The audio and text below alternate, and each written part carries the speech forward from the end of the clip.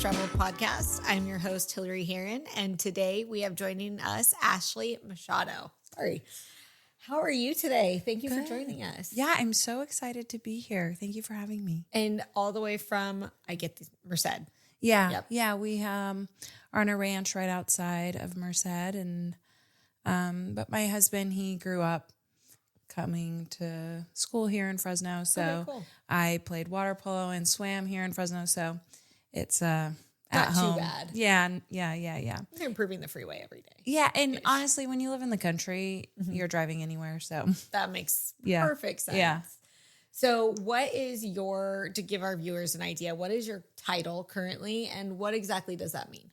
I'm a therapist and I'm a mental health consultant, and I specialize and work with people in the agriculture industry. I maybe in like 2020 had some companies reach out and were like, hey, could you come talk to our clients and our people about mental health? I was like, yeah, more than happy to. The agriculture industry is really suffering from suicide. We're one of the leaders in suicide rates by industry. Really? Yeah, 60% of farmers and ranchers are struggling with anxiety, 40% depression, and that's just what's reported.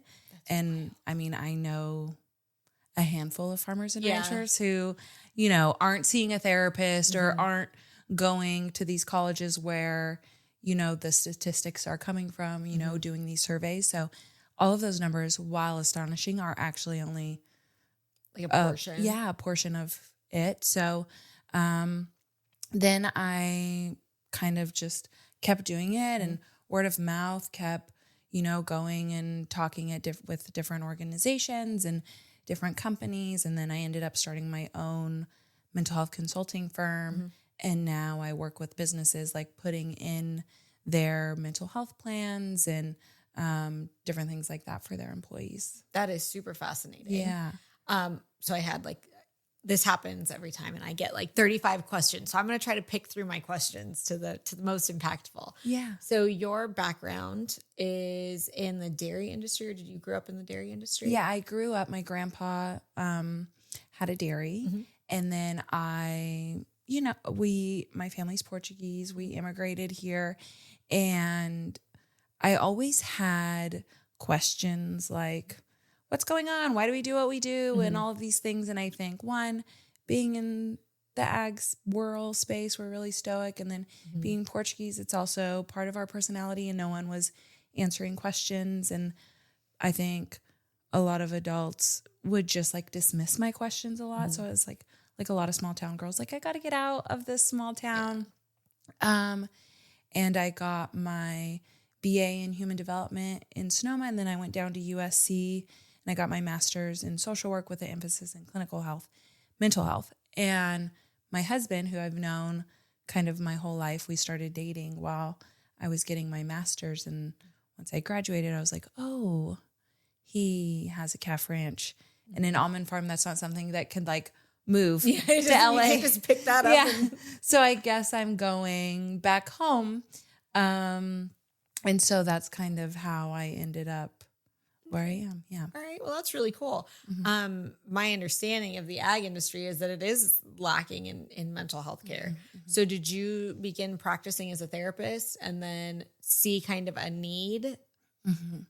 Well, when I moved home, our wedding was I don't know, I think a month after I graduated, and I was told I couldn't get pregnant or have kids. And then 2 months after we were married, I was pregnant. You're like, whoa, wait, what? Yeah. Yeah. And I was struggling with postpartum because it wasn't I very much up until recently I have always been I have a plan for my life. This is my plan. This is my timeline. This is how things are going to go. Check the boxes. And then all of a sudden, and I was like, okay, I'm not going to have babies. That's just not in the cards for me. And then all of a sudden I was pregnant, and that was not my plan. That was not what I was supposed to be doing. And I think that really, it took a long time for me to kind of accept that. And with that came a lot of postpartum anxiety after I delivered. And so I was struggling and walking through that. And also it was a really hard year in the dairy industry. And my husband was telling me like a lot of the dairymen that he works with were struggling. And I was like, oh, I'll find some resources for them. And I was kind of in denial about my postpartum anxiety. I hadn't told my husband that I thought I was struggling with anything. So I was like, maybe I'll look for, dabble in some resources for myself too. But I couldn't find any. There wasn't any for any, like there were no rural mental health resources. There was no place that anyone could call.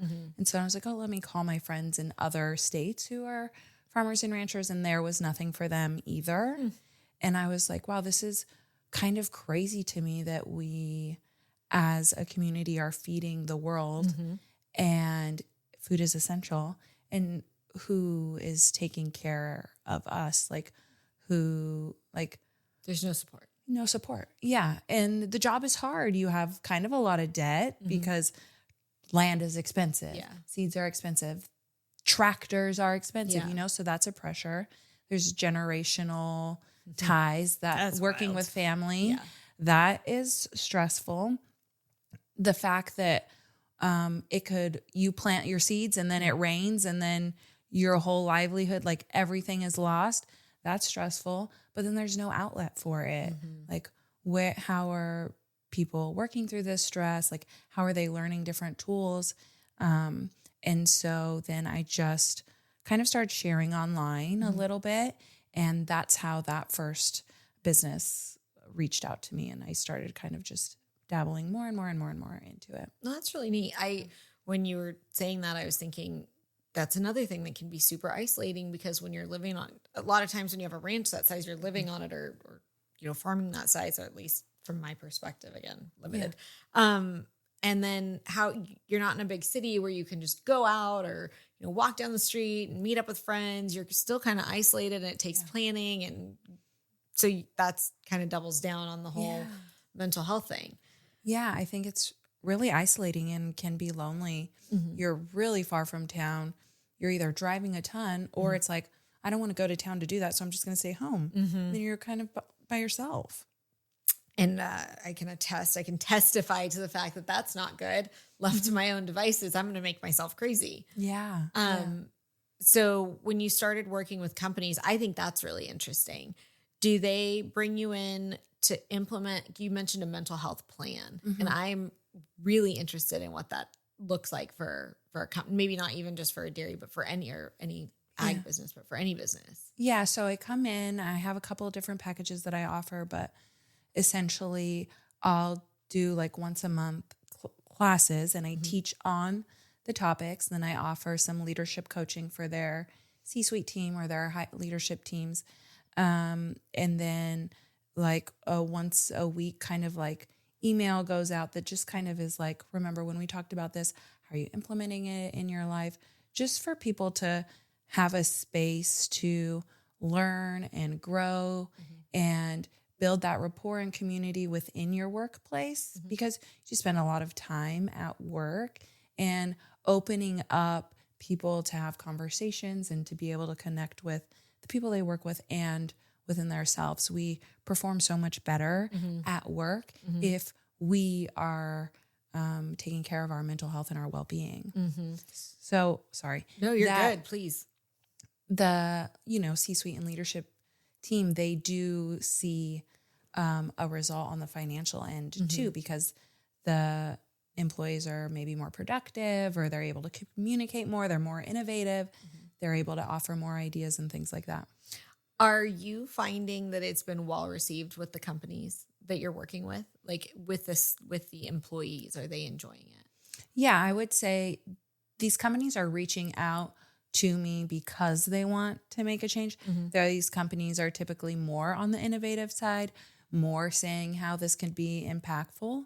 So I do think that they're interested in it. So they're more open. If I am pitching a company and they're kind of closed off or that's not how they operate, then it's not going to be well received. Okay. A lot like therapy, right? Yeah.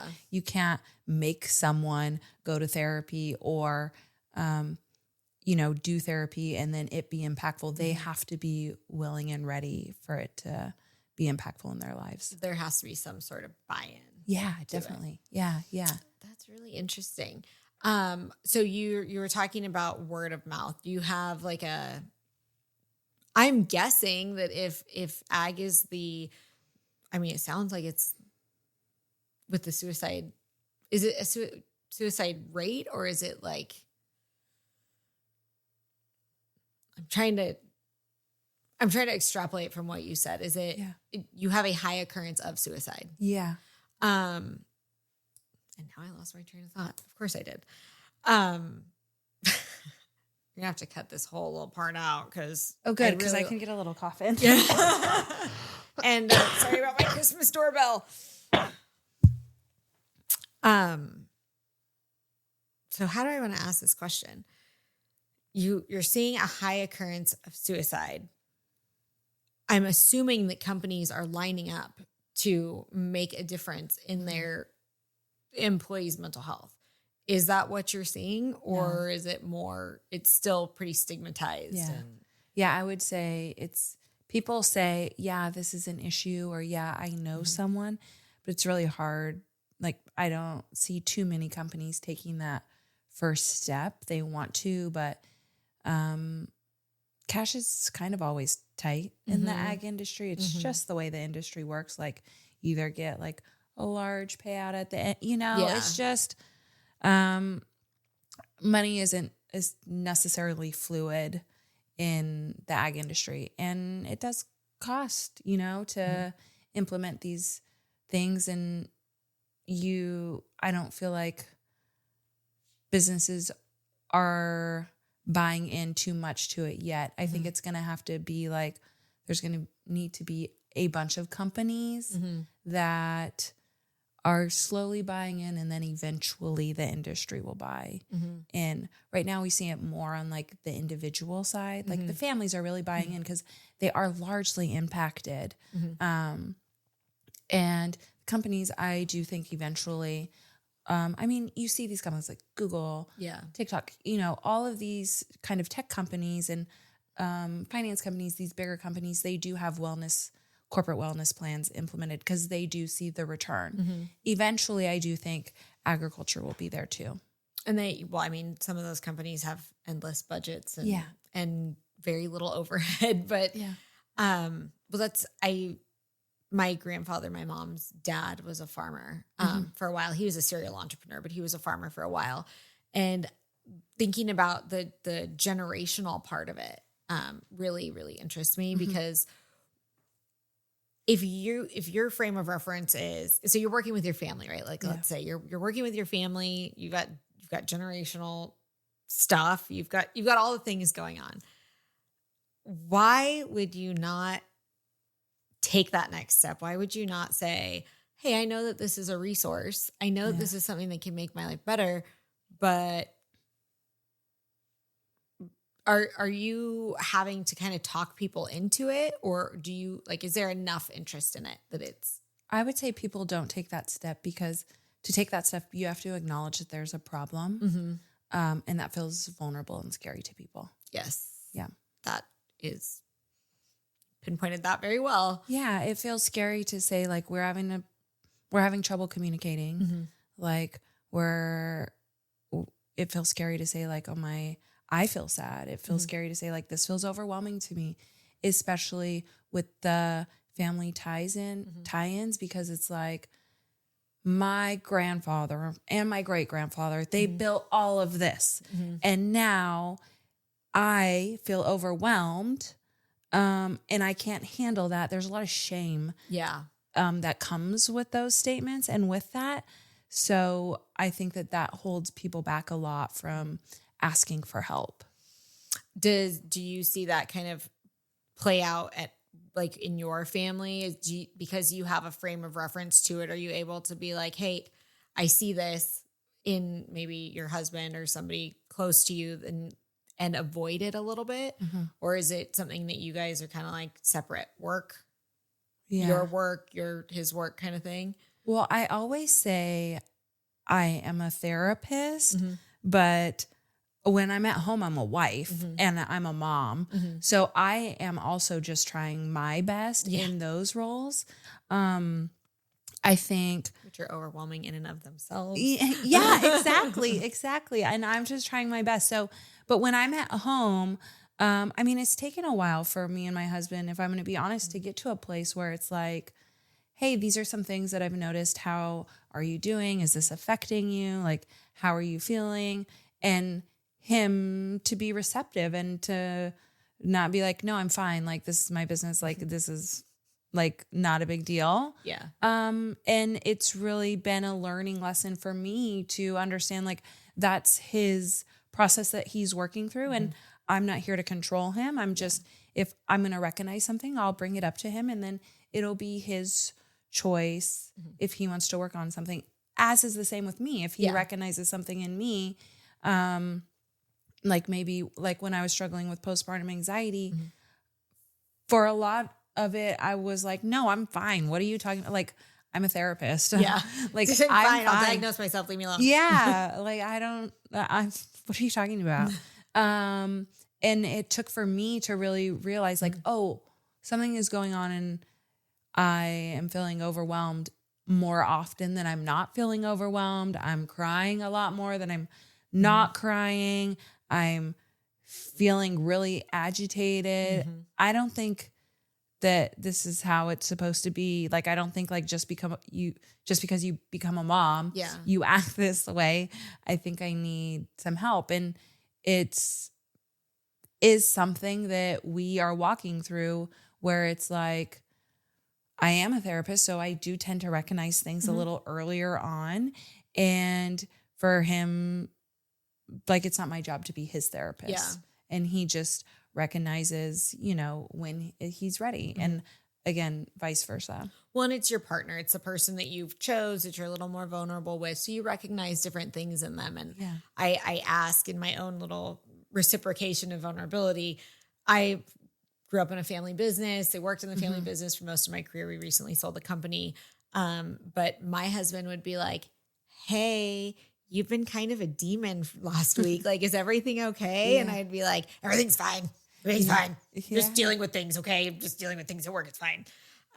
And it took a little while for us to figure out that flow too, because having, growing up in it and having everything be a certain way, and then having somebody who you like trust and care about recognize the impact that it's having on you is almost offensive. It shouldn't be, but it's almost like, man, I thought I was managing this so much better than I actually am. Yeah. It's like a reality check a little bit, like, oh, I'm not hiding that as well as I thought I was. And now I have to be vulnerable because they're recognizing it around me, and I'm not ready for that. Not ready. So I'm just going to say, no, I'm fine. I'm fine. I'm fine. Well, my mom would say fine means fucked up, insecure, neurotic, and emotional. Literally. Wow. That is great. That is great. And as a mom, that's me all the time. Everything's fine. It's all fine. Always fine. And like you were saying about postpartum anxiety, I was diagnosed with anxiety and depression, maybe a little bit younger than most people, early teens. And so I've had kind of my whole life to figure out navigating it. But after becoming a mom, I had all these, I knew they weren't right, but they were these like very ingrained ideas that there should be this euphoria and something is like, I'm going to just shift gears into momhood. Yeah. And in many ways I did, because of who I am when I get put in a high pressure situation. But there are also things that people didn't talk about. Like, I don't think anybody talked to my mom about postpartum. And nobody really talked to me about it until I was like, I feel like I'm drowning and I don't know what to do. Yeah. And I think it's so important that you're very honest and very vulnerable about it. And that helps people feel seen. And I think that is a really long way of saying, I think that is so important for our kids to see. Yeah. Like, this is real. It's okay to feel, and it's okay to figure out how to manage my emotions. I struggle with that with my daughter, but that's a whole nother episode. So how are you managing all of that now? Yeah, I think that is something that I am constantly walking through.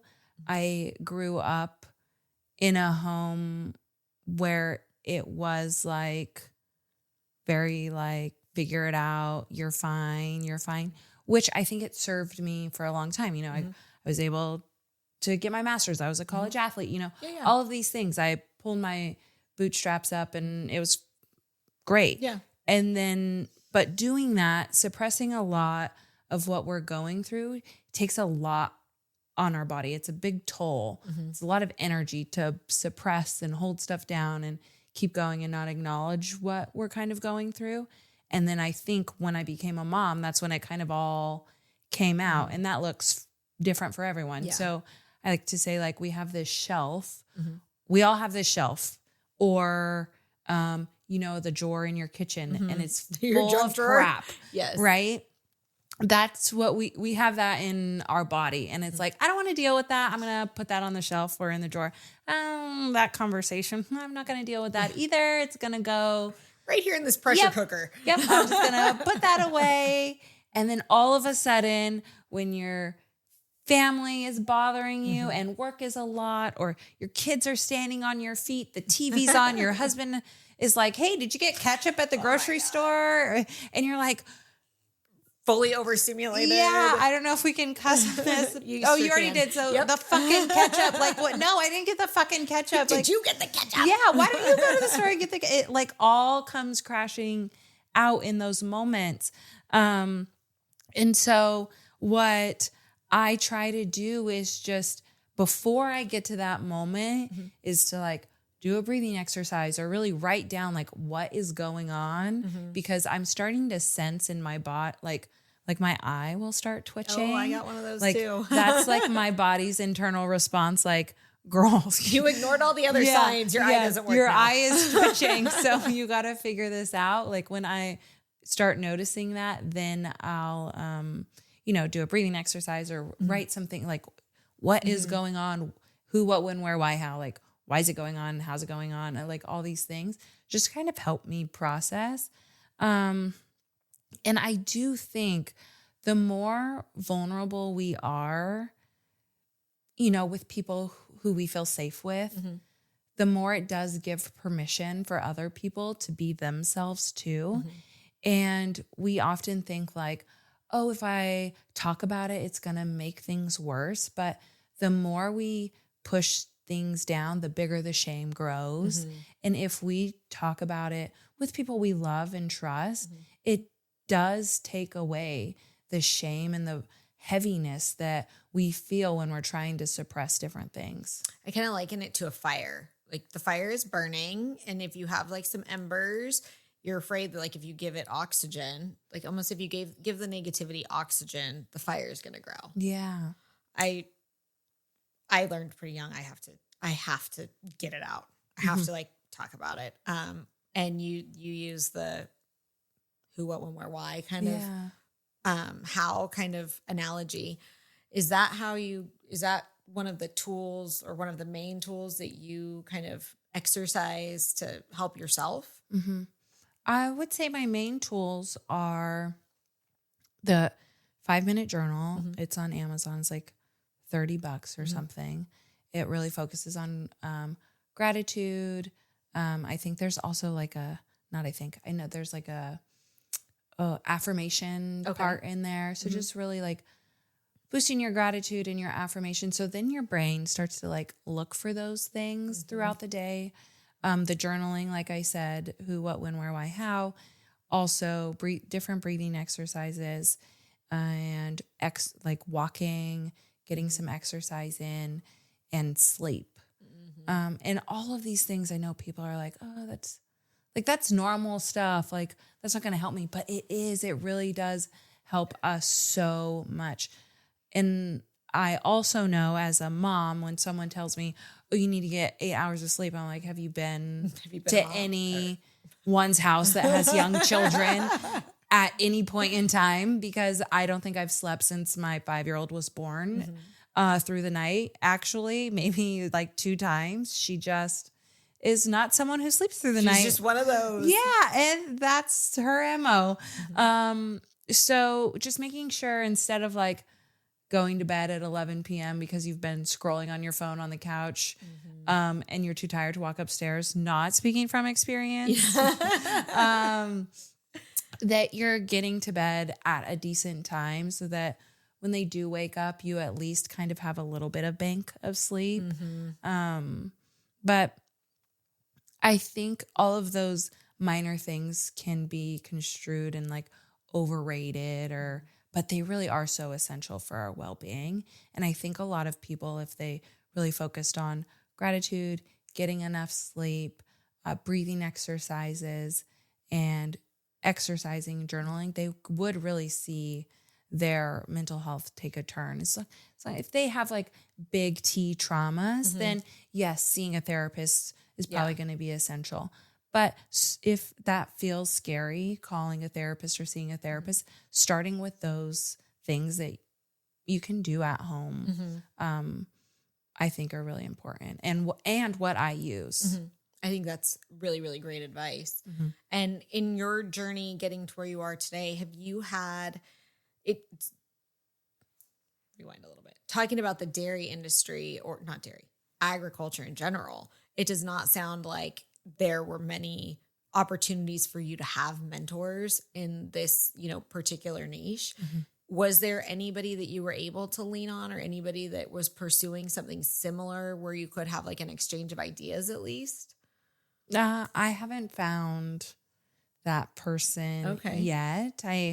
I did email a couple of psychologists that are doing some research at some different colleges, but I didn't hear anything back. So I was just like, you know what? We're going to figure it out. I kind of have always had like this mentality that, I don't know. I think that's one thing my parents did that was really cool is like, I have this figure it out attitude. Something I want, I'm going to do it. Like if there's how no hard stopping. could it be? Yeah, literally. Maybe it's my ADHD. Maybe, I don't know, but I'm like, oh, well, I'm going to give a TED talk. Okay. How am I going to do it? And I'm just going to go and do it. So, I do feel blessed that is something that a skill that I have and do. That was something else I wanted to touch on was the TED talk. Yeah. How did that come about?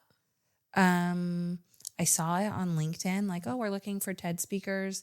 It was like health, water, and something in the ag industry or something like that. So I just pitched them. I sent in my application, and they let me know like a month before. And I was like, oh shit. You're like, thank you for all the time to prepare. Super. Yeah. Right. Like I have to write a 15 to 18 minute talk and have it memorized word for word, because you can't look at anything. Your slides can only be pictures, like no words on your slide. Well, it's official. I'll never be giving a TED talk. Yeah, I you can't could even do it. remember my driver's license You number. could do it. You could do it. And then I did it, and it does take. It's still not out. It takes a while for it to come out. Yeah. The people who put it on, they have to edit it, and then they have to submit it to TED, and then TED has this long list of things you can't do or say in your talk. Just like they want to make sure that you're coming from the aspect of like an idea, because that's the mission of TED is like promoting ideas or something like that. And that you're citing everything that you're saying, and different things. So you're like, do I need to like actually cite my personal experience? How do I do that? You do. Oh, wow. You okay. do. Yeah, Yikes. you do. I better start journaling a little bit more. Yeah. Then. You have to cite your personal experience. You have to cite experience, like say you were in my talk. Like I was like, oh, I had this podcast interview. Like I would have to make sure that I cited you, your name. They would maybe call you and make sure this actually happened. Oh, wow. Okay. So they go deep. Yeah. Yeah. Okay. So it takes a while. It's not out yet. Hopefully soon at some point. That's really cool. Do they tell you when it's coming out? Or are they like around this year down the road? Well, I gave it in April of 2023. Oh, okay. So it's been a minute. It's been a minute. Yeah, And they haven't still. No. Okay. Yeah. So I'm waiting. Well, they really do go deep. Yeah. Hopefully soon. Also, there's a lot of TEDx places. So I think a lot of colleges do them. I think I haven't seen any in Fresno, but I'm surprised Fresno State hasn't done one actually. I am too, especially with as like ag focused as they are. Yeah. If there's like a specialty there, I would think at least. Interesting. Yeah. Maybe you could host the first Fresno TEDx. Yeah. I can't remember anything. I'm going to need a teleprompter. Well, you don't have to give it. You could just host it. I'll host it. Yes, I can do that. Yeah, and then people can come and give their talks. Yes, that's actually a really good idea. I'm going to look into that. You should. It could be Fresno TEDx Fresno, a road less traveled. Yes, I like it. Ooh, now you got my wheels turning. That is awesome. So similarly, I'm one of those like, how hard could it be, people? And so some of the things that I will randomly do to decompress are, rip out my den and turn it into a podcast studio or randomly build something. What do you do to decompress? I mean, you got a lot of heavy stuff going on, like momming, wifing, business owning, and then specifically business owning in the mental health industry. Yeah. To decompress, I exercise, garden. I'm outside a lot. What's your favorite thing to garden? Flowers. I really like flowers. Okay. Yeah.